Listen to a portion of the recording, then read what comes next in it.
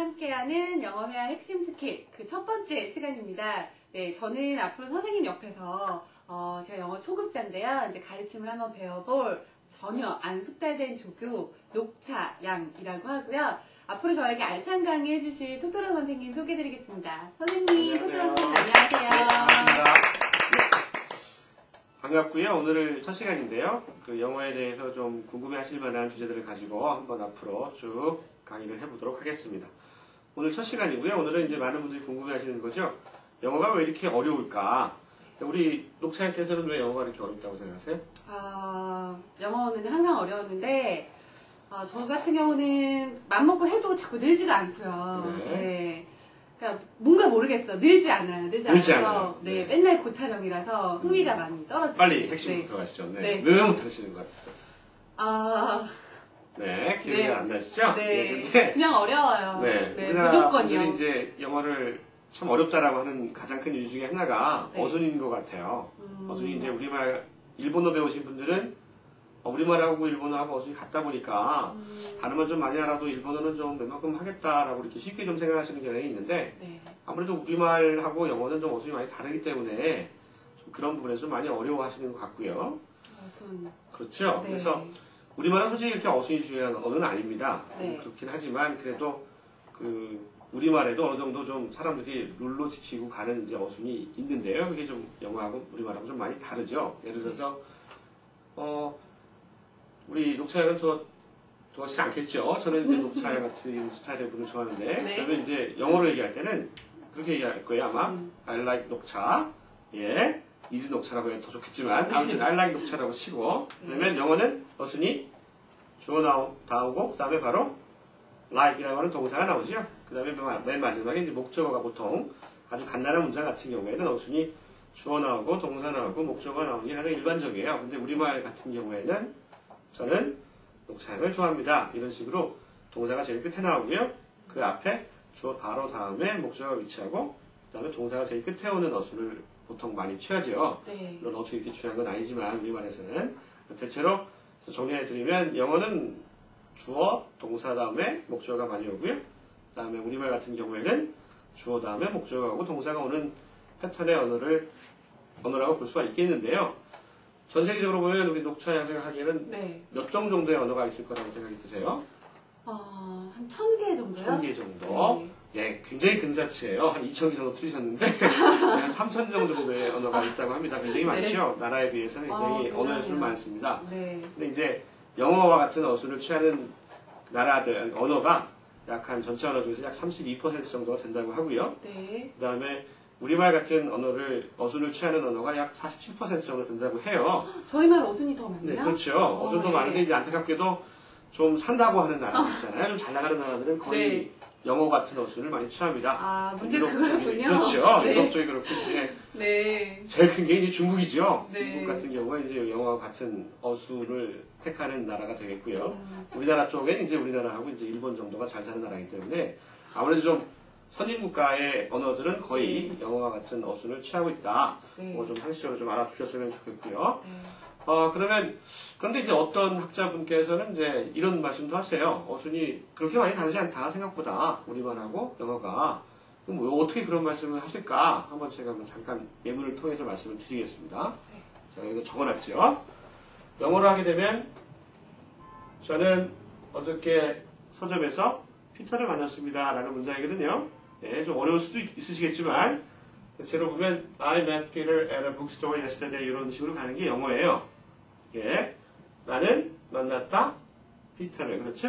at a bookstore 하면 서점에서 만났고요. 어제 만났습니다. 예, 대표적으로 주어가 있고 동사가 있고 이제 목적어가 위치를 하죠. 요걸 이제 우리말로 적어놓은 게 아닐 거고요. 저는 어제 서점에서 피터를 만났어요. 이렇게 가는 거겠죠. 근데 이제 우리 녹차약께서 네. 신용을 우리 녹차약께서 생각하시기에 네. 영어에서 제일 중요한 분사가 뭐라고 생각하세요? 동사요. 동사죠. 네. 예, 잘하셨어요. 동사 네. 짠 거 아니에요. 동사가 하신 거고 네. 동사가 이제 영어는 주어 바로 다음에 위치를 하거든요. 근데 우리말 같은 경우에는 제일 끝에 위치를 하죠. 위치가 동사가 위치를 합니다. 여기서 한번 번호를 적어볼게요. 동사가 있고요. 그 다음에 피터가 왔고요. 그 다음에 서점이 왔고요. 그 다음에 시간을 나타내주는 어제라는 말이 나왔죠. 네. 마찬가지로 동사 중심으로 해서 보면 피터가 나왔고요. 서점이 나왔고 어제라는 말을 했어요. 이거 제가 이렇게 번호를 딱 붙여드렸는데 네. 번호를 왜 붙였을까요? 녹차양 네. 어순이 좀 이렇게 어순이 네. 예, 반대인 것 같습니다. 반대인 것 같은 느낌이 드시죠? 예. 보시면 영어도 동사를 중심으로 해서 피터, 북스토어, yesterday가 1, 2, 3 이렇게 배치가 되고요. 네. 우리말 같은 경우는 이제 동사를 중심으로 해서 보면 피터, 서점에서 어제 어순이 같다는 거죠. 그래서 영어 같은 경우에는 중요한 품사가 앞에서 나와서 이렇게 밖으로 이렇게 뻗어나가는 언어라고 본다면 네. 우리말 같은 경우는 이제 밖에서 이렇게 안으로 이렇게 훑어 들어오는 언어예요. 예.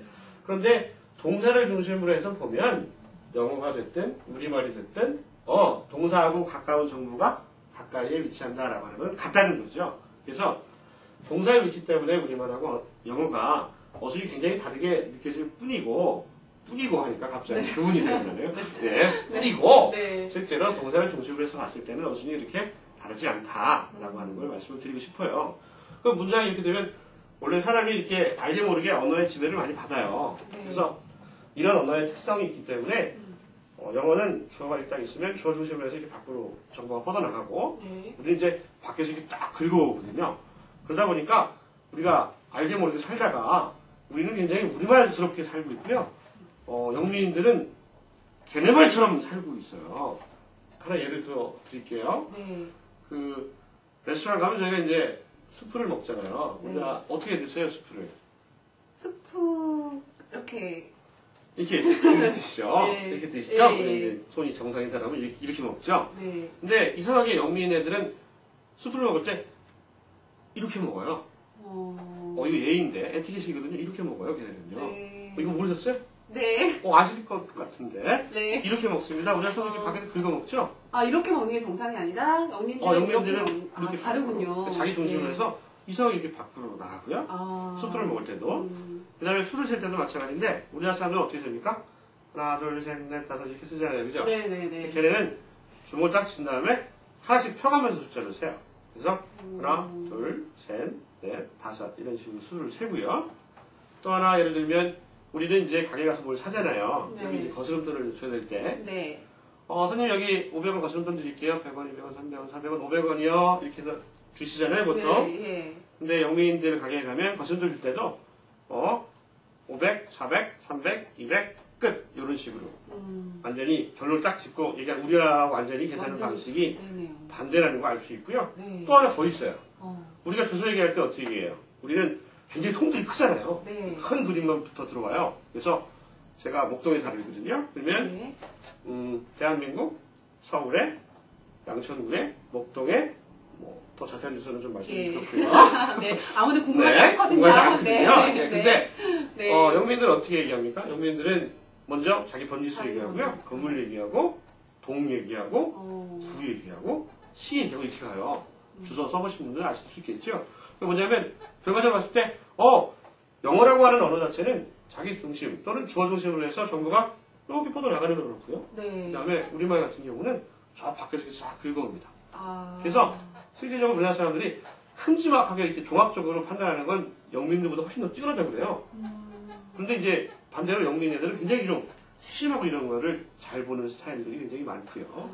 예, 그래서 언어가 이렇게 어순 때문에 네. 영어가 이제 고민이 많이 되시겠지만 큰 틀에서 보면 언어에서는 모든 언어가 어떤 언어가 됐든 동사가 가장 중요하고요. 네. 동사를 중심으로 해서 봤을 때는 영어도 그렇고 우리말도 그렇고 동사를 중심으로 해서 영어는 밖으로 나가는 언어고 우리말은 밖에서 안쪽으로 치고 들어오는 언어고 이런 언어다라고 하는 거 좀 기본적으로 이해를 해주셨으면 좋겠습니다.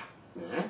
네. 아, 영어도 이렇게 먼저 이해를 하는. 이해를 아무래도 하시고 또 접근을 하시면 아무래도 좀 더 이해하기가 쉬우시겠죠? 네. 아, 뭔가 벌써부터 마음이 기대가 많이 편안해지면서 되십니까? 네, 무조건 암기하는 게 아니라 이해를 하고 들어가면 더 이렇게 이해가 쏙쏙 되는 것 같습니다. 네. 오늘 알찬 강의 너무 감사드리고요. 네. 계속 쭉 이어서 가겠습니다. 감사합니다. 감사합니다.